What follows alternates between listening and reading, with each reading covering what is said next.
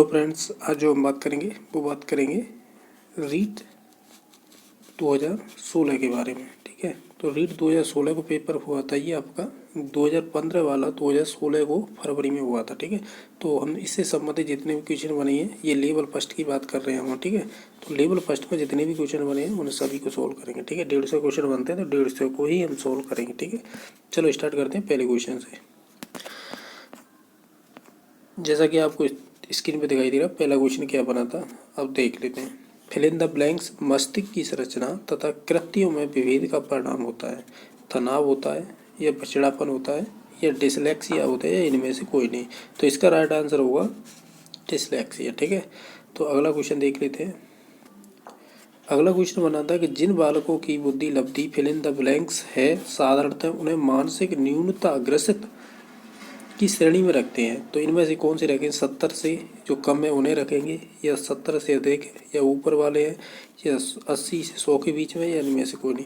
तो हम जानते हैं कि जो मानसिक न्यूनता वाले जो भी बच्चे होते हैं, उनकी बुद्धि लब्धि अगर 70 से कम होती है तो उन्हें मानसिक न्यूनता वाले श्रेणी में रखा जाता है बच्चों को। ठीक है, तो इसका राइट आंसर होगा पहला। अगला देख लेते हैं।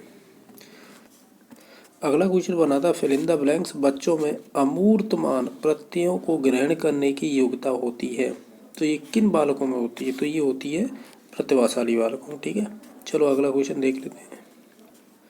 अगला क्वेश्चन था कि तनाव को कम करने के लिए अप्रत्यक्ष ढंग क्या कहलाता है? तो अप्रत्यक्ष ढंग कहलाएगा हमेशा रक्षात्मक यांत्रिकता, जिसे बोलते हैं डिफेंस मैकेनिज्म। ठीक है, तो इसका राइट आंसर होगा बी नंबर ऑप्शन। ठीक है, अगला देख लेते हैं। अगला क्वेश्चन बनाता कि निम्न में से कौन सी सामाजिक रूप से वंचित की समस्या नहीं है? तो मानसिक मतलब सामाजिक रूप से जो वंचित है ना, वो समस्या नहीं है, वो बताना है।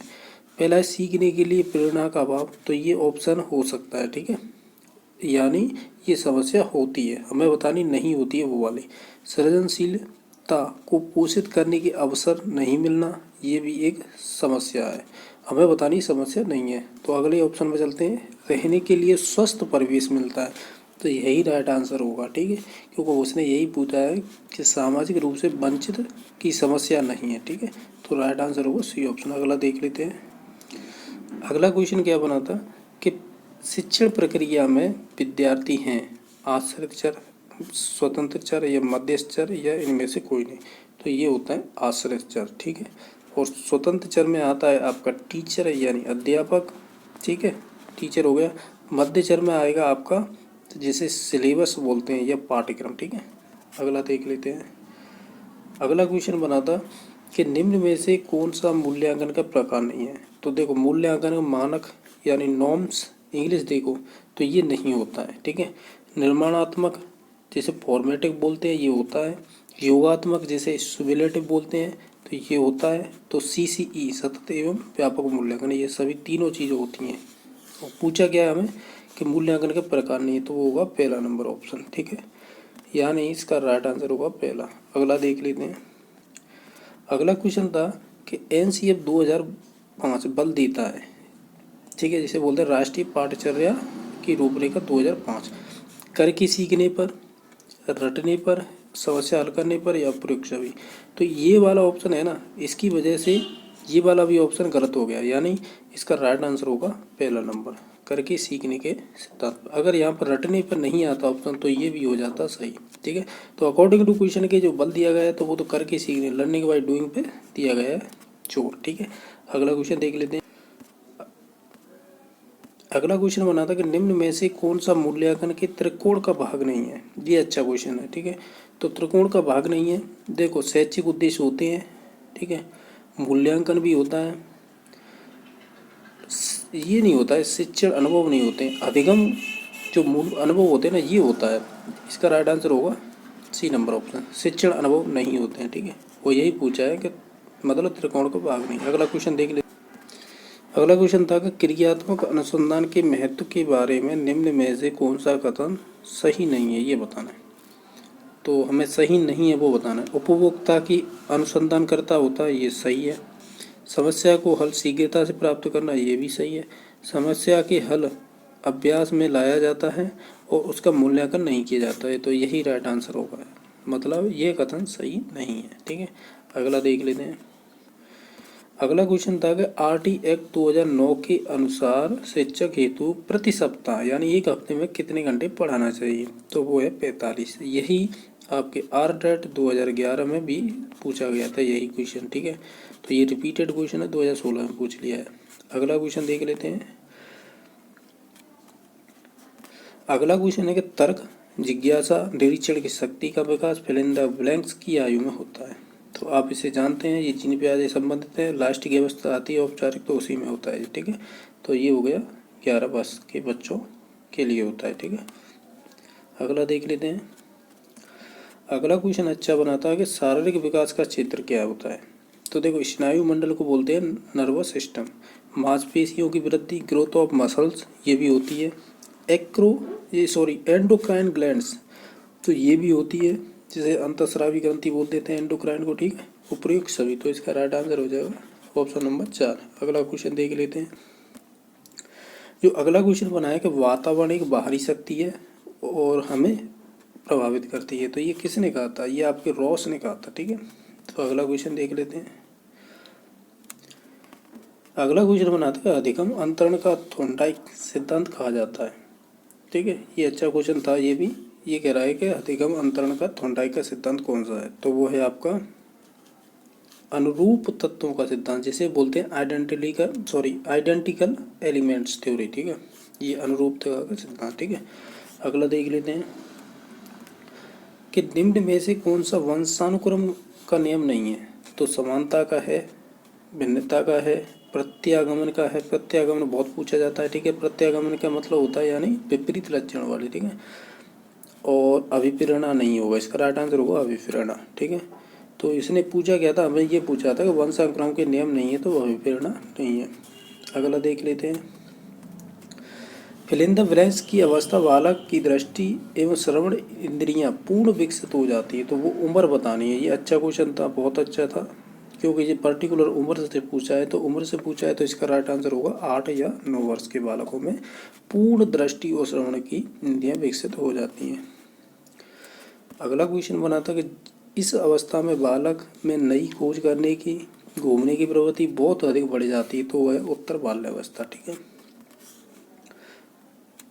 अगला क्वेश्चन था कि निम्न में से कौन सा उदाहरण अर्जित प्रेरक का है, तो अर्जित प्रेरक का बताना है। तो देखो, पुरस्कार भी अर्जित है और रुचि भी एक अर्जित होती है, तो इसलिए ये क्वेश्चन हुआ था डिलीट, ठीक है। ध्यान रखना इस चीज़ को, ये क्वेश्चन डिलीट हुआ था। इसमें 2 ऑप्शन राइट हो गए, बी और सी। अगला देख लेते हैं कि अभिप्रेरणा वर्णित होती है। ये भी अच्छा क्वेश्चन था। अभिप्रेरणा वर्णित होती है यानी करेक्टराइज्ड, तो ये होती है भावात्मक जागृति के द्वारा, ठीक है। अगला क्वेश्चन देख लेते हैं। अगला क्वेश्चन था कि चिंतन मानसिक प्रक्रिया फिल इन द ब्लैंक्स का पहलू है, किसका पहलू है, तो हमेशा जो मानसिक, ये कह सकते हैं चिंतन जो मानसिक होता है ना, वो हमेशा ज्ञानात्मक पक्ष से संबंधित होता है, जिसे बोलते हैं कॉग्निटिव। अगला क्वेश्चन देख लेते हैं।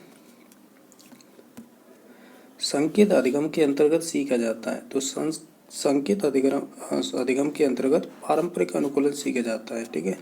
तो ये पारंपरिक अनुकूलन, ये आपको ध्यान हो, क्लासिकल थ्योरी थी आपकी पावलर की, उससे संबंधित है ये क्वेश्चन, ठीक है। अगला देख लेते हैं। अगला 23 नंबर क्वेश्चन क्या बना था कि व्यक्तिगत भेद पाए जाते हैं, तो वो बुद्धि स्तर पर भी पाए जाएंगे, अभिवृत्ति जिसे एटीट्यूड्स बोलते हैं उसमें भी पाया जाएगा, गतिवाही योग्यता जिसे मोटर एबिलिटी बोलते हैं, तो उपयुक्त सभी इसका राइट आंसर हो जाएगा। अगला क्वेश्चन था कि चिंतन प्रारंभ होने के लिए क्या आवश्यक होता है, तो चिंतन आरंभ होने के लिए हमेशा समस्या होनी चाहिए, कोई प्रॉब्लम, जब भी हम चिंतन कर सकते हैं। अगला क्वेश्चन देख लेते हैं कि बुद्धि लब्धि संप्रत्यय विकसित किया था, ये अच्छा क्वेश्चन है, ठीक है। तो बुद्धि लब्धि समझने की कोशिश, बुद्धि लब्धि संप्रत्यय टर्मन और स्टीमर साथ में 2 मनोवैज्ञानिक थे, लेकिन टर्मन दे रखा है, तो इसलिए राइट आंसर यही होगा। विनय की बात करें, इसने विनय साइमन बुद्धि परीक्षण दिया था 1905 में, ठीक है।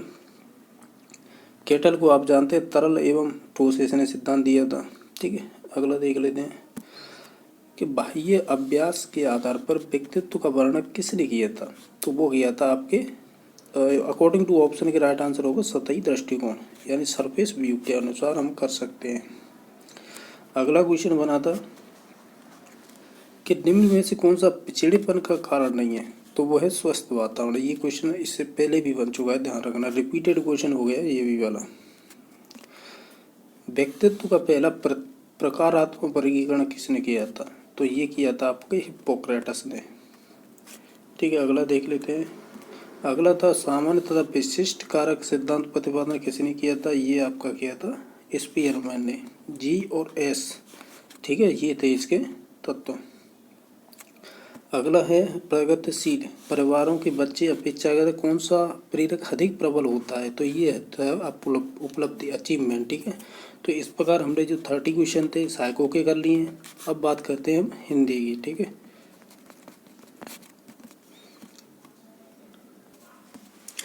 अब देख लेते हैं हम हिंदी के क्वेश्चन।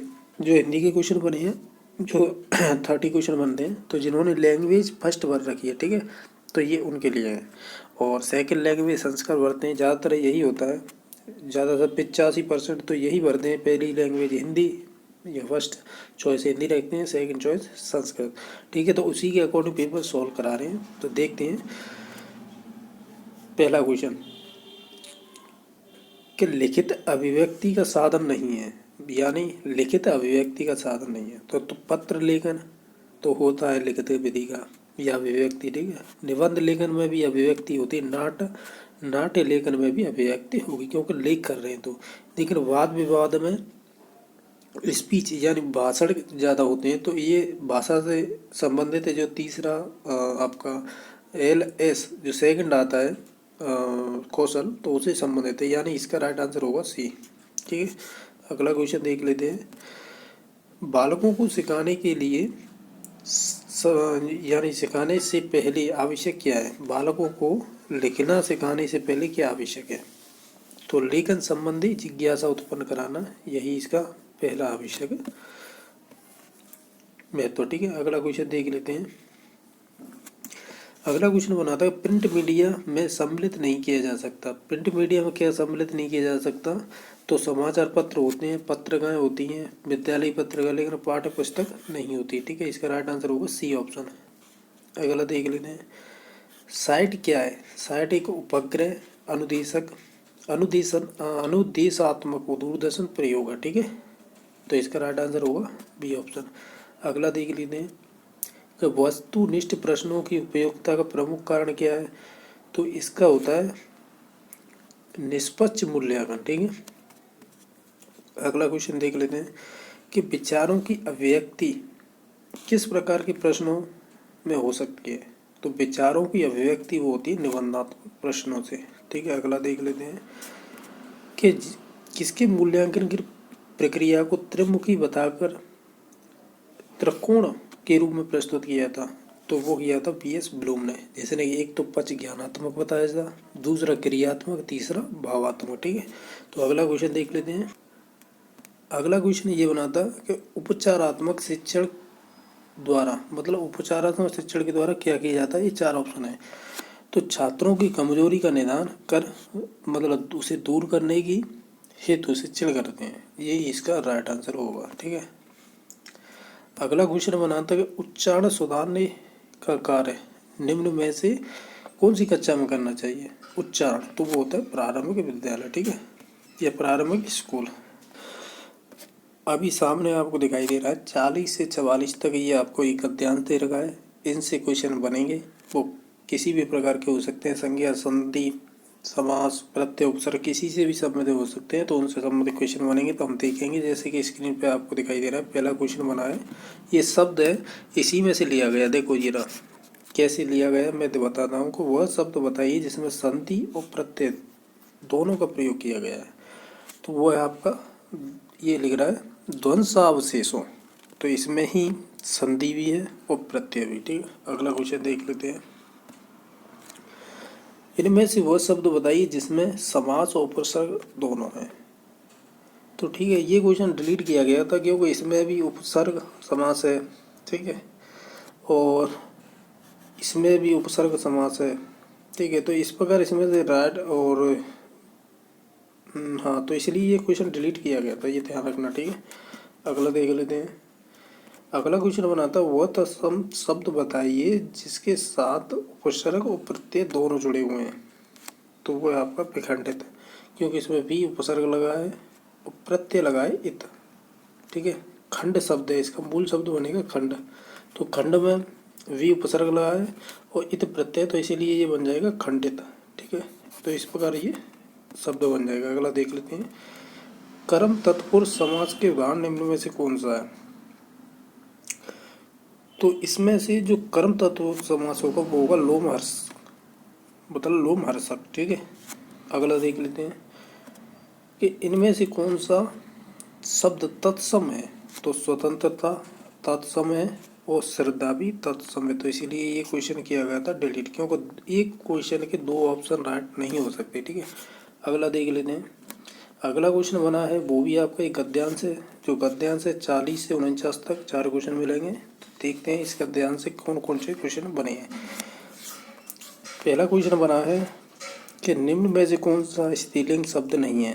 तो शाम ये स्त्रीलिंग है, रात भी स्त्रीलिंग है, आंखें भी स्त्रीलिंग है, तो कलेवा ये आपको बोल लेंगे, ठीक है। अगला देख लेते हैं कि कुसुम शाम को घर गई, निम्न में से वाक्य कौन से काल का है? तो इसका जो राइट आंसर होगा वो होगा आपका पूर्ण वाक्य, पूर्ण भूतकाल कहेंगे इसे, ठीक है। अगला देख लेते हैं। अगला क्वेश्चन बना है कि कारक चिन्ह के प्रयोग के बावजूद इनमें से किस शब्द का बहुवचन नहीं बनता? तो वो आपके घी है, घी शब्द है, इसका बहुवचन नहीं बनेगा, बाकी सभी का बन जाएगा। अगला देख लेते हैं कि निम्न में से कौन सा शब्द है जिसका लिंग नहीं बदलता? वो आपका है साइकिल, ठीक है। राइट आंसर होगा साइकिल। निम्न में से कौन सा शब्द सदैव बहुवचन ही प्रयुक्त होता है? तो होगा आपका दर्शन, ठीक है। अगला देख लेते हैं। अगला क्वेश्चन बना था ईश्वर तुम्हें सफलता प्रदान करे, तो ये आपका है ईश्वर तुम्हें सफलता प्रदान करे, तो ये आपका इसका राइट आंसर होगा इच्छावाचक, ठीक है। राइट आंसर सी इच्छावाचक वाक्य होगा। अगला क्वेश्चन देख लेते हैं। मेरा छोटा भाई प्रशांत धार्मिक पुस्तकें अधिक पढ़ता है, तो इस वाक्य में विधेय का विस्तार बताइए। देखो, विधेय का मतलब होता है क्रिया, क्रिया इसमें पढ़ता, तो पढ़ता से पहले जो भी शब्द आएगा वो होगा विधेय विस्तारक, ठीक है। क्रिया को ही विधेय बोलते हैं, ये हो गया विधेय। उद्देश्य किसे कहेंगे? वो कहेंगे कर्ता को। तो उद्देश्य क्या होगा? कर्ता। लेकिन हमने पूछा क्या इसने? विधेय, तो विधेय का विस्तार पूछा है, तो ये सभी होंगे ना, आगे के सभी यहाँ तक, तो ये सभी क्या होंगे? विधेय का विस्तार होगा। तो इसका राइट आंसर होगा बी ऑप्शन, क्योंकि यही दिखाई दे रहा है धार्मिक पुस्तकें अधिक पढ़ता था। तो अगला क्वेश्चन देख लेते हैं। अब है ये पेडागोजी यानी टीचिंग मेथड से संबंधित क्वेश्चन, तो देखते हैं। संरचना के आधार पर, सॉरी ये अभी ये पेडागोजी का क्वेश्चन नहीं, ग्रामर का है। संरचना के आधार पर किए गए वाक्य वर्गीकरण में निम्न में से कौन सा प्रकार नहीं है? किसके आधार पर किया गया है? संरचना के आधार पर। तो सरल वाक्य होगा, मिश्र होगा, संयुक्त होगा, लेकिन आज्ञार्थक वाक्य नहीं हो, क्योंकि अर्थ के आधार पर 8 भागों में अगल से बांटा हुआ है। अगला देख लेते हैं क्वेश्चन। सुदामा के तंदुल का अर्थ क्या है? सुदामा के तंदुल का अर्थ क्या है? तो इसका होगा सामान्य किंतु प्रेम पूर्वक भेंट, ठीक है। अगला देख लेते हैं। ये कह रहा है खरी मंजूरी चौका काम का अर्थ क्या होता है? इसका होता है मजदूर देने, मतलब मजदूरी देने पर अच्छा काम होता है, ठीक है। राइट ऑप्शन होगा बी। अगला देख लेते हैं। हिंदी भाषा शिक्षण की विधि है, हिंदी भाषा शिक्षण की विधि, अनुकरण विधि, आगमन निगमन, भाषा प्रयोगशाला, उपयुक्त सभी इसका राइट आंसर होगा, ये सभी आ जाएंगे, ठीक है। अगला क्वेश्चन है कि गृह कार्य का मुख्य उद्देश्य क्या होता है? तो गृह कार्य का मुख्य उद्देश्य होगा पढ़ाई गए पाठ को दोहराने के अवसर प्रदान करना, ऑप्शन नंबर बी राइट होगा। अगला है भाषा शिक्षण के उपागम है, तो ये पाठ संस्कृत उपागम और रचना शिक्षण उपागम ये दोनों ही होते हैं, ठीक है। अगला देख लेते हैं कि छात्रों के शब्द भंडार में वृद्धि करने का उपाय क्या है? तो वो है आपका शब्दकोश का प्रयोग करना, छात्रों को स्वाध्याय की प्रवृत्ति को बढ़ाना, शिक्षक के द्वारा अच्छे और नए शब्दों का प्रयोग, यानी इसका राइट आंसर होगा प्रयोग सभी। अगला है क्वेश्चन, आगमन विधि के रूपों की संख्या कितनी है? तो वो है आपके 2 रूप है, ठीक है। अगला देख लेते हैं कि शिक्षण कौशल का उपयोग किया जाता है, तो वो किया जाता है कक्षा के बाहर भी करेंगे और कक्षा के भीतर भी करेंगे। इस प्रकार हमने 31 से 60 तक जो भी हिंदी के क्वेश्चन थे हमने सभी सोल्व कर लिए। अब देखते हैं हम संस्कृत के किस टाइप के क्वेश्चन रहे थे, ठीक है। चलो स्टार्ट करते हैं। जैसा कि आपको स्क्रीन पे दिखाई दे रहा है, ये आपका संस्कृत का पेपर है जो 91 से स्टार्ट होंगे क्वेश्चन। ये आपके 61 से स्टार्ट होंगे, ये 90 तक चलेंगे, ठीक है। चलो देखते हैं पहला क्वेश्चन क्या बना था। पहला क्वेश्चन बना था, संस्कृत शिक्षणे किम श्रव्य साधनम उपयोगी नास्ते। मतलब संस्कृत में जो श्रव्य साधन या सुनने योग्य जो साधन है वो उपयोग में नहीं है, इनमें से कौन से नहीं है। यानी इनमें से 3 ऑप्शन ऐसे हैं जो श्रव्य साधन है, एक नहीं है, वो बताना है। तो आकाशवाणी, तो ये आपकी रेडियो हुआ, तो ये श्रव्य साधन से संबंधित है। मानचित्र है वो दृश्य साधन है, यानी तो ये ही राइट आंसर होगा। बाकी देखते हैं ऑप्शन, ग्रामोफोन ये श्रव्य साधन है, टेप रिकॉर्डर भी श्रव्य साधन है, और आकाशवाणी ऑलरेडी बता दिया है, तो इसका राइट आंसर होगा बी, क्योंकि ये दृश्य साधन है। अगला देख लेते हैं, संस्कृत अध्यापक से अभिन्न मित्रम अस्ति। संस्कृत अध्यापक का इनमें से कौन सा मित्र है ये बताना है। तो इसका जो मित्र होगा वो होगा श्यामपट्ट, से यानी अध्यापक का मित्र होता है श्यामपट्ट। अगला क्वेश्चन देख लेते हैं। अगला क्वेश्चन बना है, भाषा शिक्षण से महत्वपूर्ण विशेषता अस्ति। भाषा शिक्षण की महत्वपूर्ण विशेषता क्या है? व्याकरण से ज्ञान, व्याकरण का ज्ञान देना, या व्यवहार ज्ञान देना, या शुद्धोच्चारण, या विद्यार्थी क्या नाम रुचि। तो इसका राइट आंसर होगा वो होगा शुद्ध, मतलब शुद्ध उच्चारण करवाना, क्योंकि भाषा शिक्षण पूछा है, तो इसके अकॉर्डिंग राइट आंसर होगा सी ऑप्शन। अगला क्वेश्चन देख लेते हैं, लिखित परीक्षायाम प्रश्न सन्ति। लिखित परीक्षा के प्रश्न कैसे होते हैं? तो लिखित परीक्षा के प्रश्न होते हैं हमेशा ध्यान रखना, निबंधात्मक भी होंगे, लघुत्तरात्मक भी होंगे, वस्तुनिष्ठ होंगे, यानी ये सर्वे होंगे, यानी सभी होते हैं लिखित परीक्षा में प्रश्नों के प्रकार, ठीक है। अगला क्वेश्चन देख लेते हैं। अगला क्वेश्चन बना है कि निम्नांकितेषु अनुवादस्य प्रकार अस्ति। निम्न में से अनुवादस्य प्रकार नहीं है, ये बताना है, ठीक है, नहीं है। तो चित्रानुवाद होगा। ऑप्शन पढ़ लेते हैं पहले। चित्रानुवाद वैसे नहीं है, राइट आंसर यही होगा, लेकिन ऑप्शन और देख ले। अक्षरस अनुवाद ये होता है, तथ्यानुवाद ये भी होता है, छायानुवाद, लेकिन चित्रानुवाद ये एक अनुवाद से प्रकार नहीं है, ठीक है, ये ध्यान रखना। तो राइट आंसर होगा B option, sorry A option होगा चित्रानुवाद। अगला देख लेते हैं, ये कह रहे हैं सर्व शब्दस्य पुल्लिंग पुरुष रूपम अस्ति। तो इसका हमें बताना है शब्दस्य पुल्लिंग बहुवचन रूपम, इसका बहुवचन क्या बनेगा? तो इसका जो बहुवचन बनेगा वो बनेगा सर्वे ही बनेगा, ठीक है, सर्व का सर्वे ही बनेगा, इसका पुल्लिंग सर्वे ही बनेगा बहुवचन में। अगला देख लेते हैं, परिष्कारात्मक शिक्षण अस्ति। परिष्कारात्मक शिक्षण अस्ति इसमें से कौन सा है? तो वो है आपका उपचारात्मक, ठीक है, यानी कमियों को ढूंढना निदानात्मक हो जाएगा, उनका उपचार करना, परिष्करण करना, ये उपचारात्मक का काम होगा, ठीक है। इसे उपचारात्मक शिक्षण भी बोल देते हैं। अगला क्वेश्चन है, शिक्षण भवित शिक्षण है, तो ये बताना है। तो देखते हैं, पहला है संश्लेषणात्मक विश्लेषणात्मक, मतलब संश्लेषण से विश्लेषण, या कठिन नाद कठिन प्रति। ये अब दिखाई सही दे रहा है, ये कह रहा है कठिनात कठिन प्रति, कठिनता से कठिनता की ओर, ये तो कोई नहीं है। सरल से कठिन होता है, या तथ्यात्मक से मनोवैज्ञानिक, जिसे बोलते हैं तर्कात्मक, ठीक है। तो इसका राइट आंसर होगा शिक्षण भवित। हमें शिक्षा ऐसी कौन से शिक्षण सूत्र से देनी चाहिए? सरल से कठिन की ओर। अगला देख लेते हैं, ये आपका है गद्यांश। इसमें से हमें छांटने होंगे क्वेश्चन किस टाइप के बने हैं, ठीक है, वो कौन कौन से इसमें संधि समास प्रत्यय उपसर्ग यही ज़्यादा पूछे जाते हैं।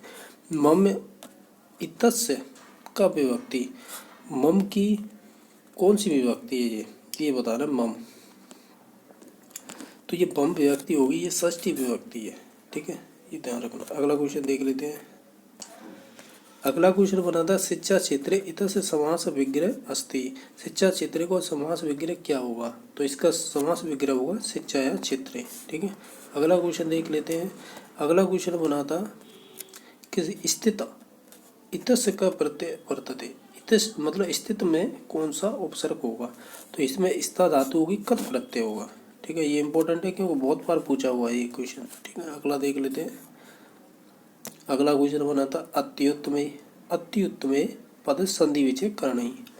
तो अत्युत्तम में कौन सी संधि विच्छेद बनेगा। पहली बात तो संधि कौन सी है, और संधि है तो पूछी नहीं है, तो विक्रय पूछा है, तो इसमें होगा अति प्लस उत्तमे, अति उत्तम है। ठीक है, तो यही राइट आंसर होगा, ये जड़ संधि है। अगला क्वेश्चन है प्राप्नोति इतस का धातु, मतलब प्राप्नोति में कौन सा धातु है ये बताना है। ठीक है, तो इसमें जो धातु होगा वो आप धातु होगा। ठीक है, इसका राइट आंसर होगा 4 नंबर ऑप्शन। अगला देख लेते हैं। अब ये दे रखा है आपको पद्यांश, इसमें से नीचे दिए गए हैं क्वेश्चन, ये हमें देखने कैसे कैसे क्वेश्चन बने हुए हैं। पहला क्वेश्चन बना है कि प्रच्छन्नम अत्र क प्रत्यय प्रयुक्त। प्रच्छन्नम में कौन सा प्रत्यय है ये बताना, तो इसमें कत प्रत्यय होगा। ठीक है, अगला देख लेते हैं। यस इत्यस का विभक्ति अस्ति। यस कौन सी विभक्ति है, तो यस जो होगी विभक्ति इसमें वो होगी प्रथमा। यस यानी राम प्रथम विभक्ति एक वचन, तो उसके अकॉर्डिंग यस बन रहा है। राजसु शब्द से मूल शब्द अस्तु, मतलब राजस्य का मूल शब्द क्या होगा, तो वो होगा राजन। ठीक है, अगला देख लेते हैं। विद्या विहीन इतस का समास है। विद्या विहीन में कौन सा समास होगा, तो वो होगा आपका तत्पुरुष, कर्ण तत्पुरुष। ठीक है, विद्या से विहीन। अगला है गुरुनाम इतस का विभक्ति। गुरुनाम में कौन सी विभक्ति है, तो हम जानते हैं गुरुनाम में षष्ठी बहुवचन विभक्ति है। ठीक है, अगला देख लेते हैं। रटूषाणाम, रटूर सा नाम दंता होता है, क्या होता है,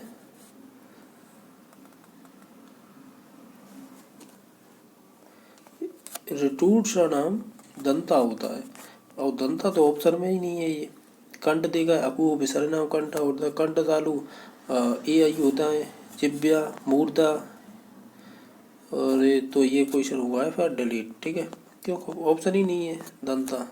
चलो अगला देख लेते हैं। यमणनम व्यंजनम उच्चारण स्थान अस्ति। ये नासिका होगा इसका उच्चारण स्थान। ठीक है, क्या होगा, नासिका, नासिक के बोल देते हैं, तो इसका राइट आंसर होगा नासिका। ठीक है, अगला क्वेश्चन देख लेते हैं। अगला क्वेश्चन क्या बना है, ये अच्छा क्वेश्चन है, संशोधन से पूछा है कि वाक्यम संशोधयत, मतलब वाक्य को संशोधित कीजिए। बालका पुस्तकम रोचते। अगर बालिका का मतलब बालिका को अगर पुस्तक अच्छी लगती है तो इसका संशोधित रूप क्या होगा, तो हम जानते हैं चतुर्थी विभक्ति आती रुच धातु में, तो कर्ता में चतुर्थी लगाएंगे तो बालिका हो जाएगी। ठीक है, पुस्तकम में प्रथमा ही रहेगी, और रोचते, तो ये हो जाएगा इसका राइट आंसर क्या, सी नंबर ऑप्शन। अगला देख लेते हैं। ये कह रहा है सग्रम गच्छति वाक्य से वाच्य परिवर्तन, मतलब कर्म वाच्य होता है ना इसका। ठीक है, तो देखते हैं क्या बनेगा। सह का हो जाएगा तृतीय तेन। ठीक है, गृहम तो गृहम हो जाएगा, और आत्मन पदे में गम धातु बनाएंगे गम्यते हो जाएगा, तो इसका राइट आंसर हो जाएगा पहला ऑप्शन।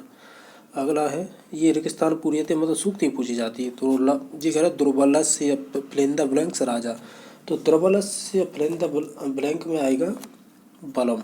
ठीक है, राइट आंसर बी ऑप्शन होगा इसका। ये कह रहा है संस्कृत शिक्षण से प्रमुख उद्देश्य अस्ति। संस्कृत का प्रमुख उद्देश्य क्या है, तो संस्कृत का प्रमुख उद्देश्य है बोधनात्मक, मतलब अंडरस्टैंडिंग बढ़ाना, ज्ञानात्मक नॉलेज देना, रचनात्मक क्रिएटिविटी, तो इसका हो जाएगा राइट आंसर 4 नंबर ऑप्शन उपयुक्त सभी। अगला है बाह्य प्रत्यनाम अस्ति, मतलब बाह्य प्रत्यनानि संति। बाह्य प्रत्यय कितने होते हैं ये बताना है, ये कौन कौन से होते हैं, तो हम जानते हैं बाह्य प्रत्यय होते हैं वो 1 10 11 होते हैं। ठीक है, अगला देख लेते हैं। ये कह रहा है निबंधात्मक परीक्षा अपेक्षा विश्वसनीयता परीक्षा, मतलब निबंधात्मक परीक्षा की अपेक्षा विश्वसनीयता क्या होती है ये बताना है। तो इसकी विश्वसनीयता होगी वो होगी विश्व वस्तुनिष्ठता में, ठीक है। अगला है अष्टाध्यायी इति पाणि ग्रंथम अध्याय सन्ति। अष्टाध्यायी जो अष्टाध्यायी पाणि के द्वारा रचित ग्रंथ है तो उसमें कितने अध्याय हैं? तो वो है आपके 8, ठीक है। अगला देख लेते हैं यह कारक। अगला है यह कारक कस्य उच्चारण स्थान किम, यह का उच्चारण स्थान क्या है ये बताना है। तो इचु असानाम तालु होता है इसका सूत्र, तो उसमें यह आता है, ठीक है। तो तालु उसका राइट आंसर हो जाएगा। अगला क्वेश्चन है कि स्वाध्याय प्रणालियाँ सोपान संति, स्वाध्याय के लिए इसमें से कौन सा ऑप्शन होगा? तो वो होगा सर्वाणी। इसमें नियोजन भी होगा, मूल्यांकन भी होगा और क्रियान्वयन भी होगा। अगला देख लेते हैं संस्कृत भाषा कौशल से प्रथम कौशलम अस्ति। तो हमें बताना LSRW में पहला क्वेश्चन कौन सा आता है? तो वो आता है श्रवणम। तो इसका राइट आंसर होगा सी ऑप्शन। इस प्रकार हमने 61 से 90 तक सॉल्व किए हैं। अब देख लेते हैं हम अगला पेपर। अब ये हम सॉल्व करने वाले हैं, वो करेंगे पर्यावरण अध्ययन, जिसे बोलते हैं EVS, ठीक है। तो इससे संबंधित जितने भी क्वेश्चन बने हैं हम सॉल्व कर लेते हैं। पहला क्वेश्चन क्या बना था देखते हैं, 121 नंबर क्वेश्चन। इसके बाद मैथ करेंगे, ठीक है। निम्न में से इन निम्न में से किसमें उद्यान कृषि का अध्ययन किया जाता है? तो वो किया जाता है आपका हॉर्टिकल्चर में, ठीक है। अगला क्वेश्चन क्या बना था कि विज्ञान प्राकृतिक विषय का व्यवस्थित ज्ञान एवं धारणाओं के मध्य संबंधों का तार्किक विषय व्यक्त करता है। तो उपरोक्त परिभाषा या वैज्ञानिक परिभाषा किसने दी थी? तो वो की थी WC डैम्बियन ने, ठीक है। तो ये ध्यान रखना। अगला क्वेश्चन देख लेते हैं। अगला क्वेश्चन था कि पर्यावरण अध्ययन के अधिगम का सिद्धांत कौन सा है? तो आवश्यकता का सिद्धांत, उपयोगिता का सिद्धांत, जीवन से संबंधित, यानी उपयुक्त सभी इसका राइट आंसर होगा। अगला क्वेश्चन देख लेते। अगला क्वेश्चन बनाता है निम्नलिखित में से कौन सा प्राथमिक